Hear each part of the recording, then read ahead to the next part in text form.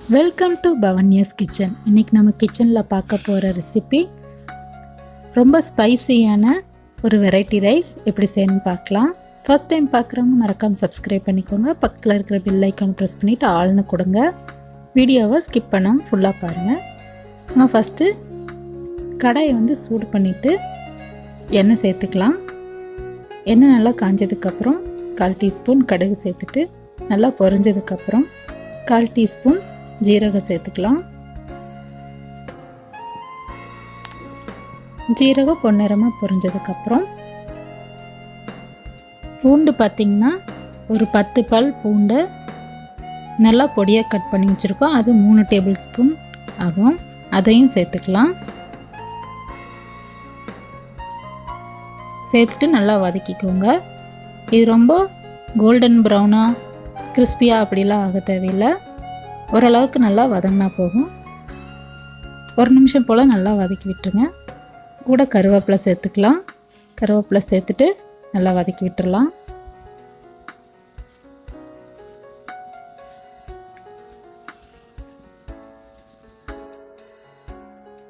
இந்த ரைஸ்க்கு காரத்துக்காக நம்ம ஒரு பச்சை மிளகாய் பொடியாக கட் பண்ணி வச்சுருக்கோம். அதை சேர்த்துக்கலாம். இன்றைக்கி நான் ஒரு ஆள் சாப்பிடக்கூடிய அளவு தான் நான் செய்கிறேன். அதனால தான் ஒரு பச்சை மிளகா. நீங்கள் காரத்துக்கு தகுந்த மாதிரி ரைஸோட குவான்டிட்டிக்கு தகுந்த மாதிரி நீங்கள் காரம் சேர்த்துக்கலாம். இப்போ ஒரு பெரிய வெங்காயம் நல்லா நீளவாக்கில் கொஞ்சம் கனமாக வெட்டி வச்சுருக்கோம். அதையும் சேர்த்துட்டு வதக்கிக்கோங்க. பூண்டு போலவே தான் வெங்காயம் ரொம்ப வதங்கக்கூடாது. கொஞ்சம் க்ரன்ச்சியாக இருக்கணும். அப்படின்னா தான் ரைஸோடு சாப்பிடும்போது சூப்பராக இருக்கும். வெங்காயம் லைட்டாக வதங்கினதுக்கப்புறம் கொஞ்சமாக முட்டைக்கோசு சதறி வச்சுருக்கோம். அதை சேர்த்துக்கலாம். இது கூடவே உங்கள்கிட்ட கேப்சிகம் அதாவது குடமிளகாய் இருந்ததுன்னா அதையும் சேர்த்திக்கலாம். ரொம்ப டேஸ்ட்டாக இருக்கும். இது 1 நிமிஷம் போல் நல்லா வதங்கட்டும்.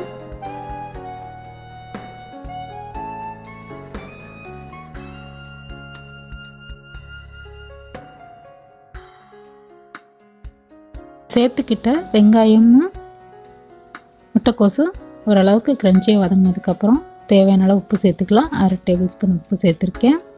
1/4 டீஸ்பூன் அளவு மஞ்சள்தூள், 1/4 டீஸ்பூன் அளவு கரம் மசாலா,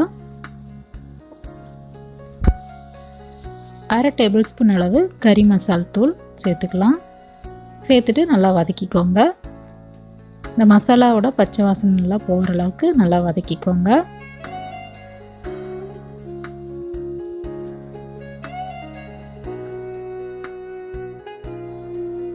நல்லா மசாலாவோட பச்சை வாசனை போனதுக்கப்புறம் ஸ்டீம்டு ரைஸ் அதாவது வடித்த சாப்பாடு உதிரி உதிரியாக இருக்கிற மாதிரி பார்த்துக்கோங்க. 1 கப் அளவு எடுத்திருக்கோம். அதை நம்ம இப்போ இந்த வதங்கின முட்டைக்கோசு வெங்காயத்தோடு சேர்த்துட்டு நல்லா ஃப்ரை பண்ணிக்கலாம்.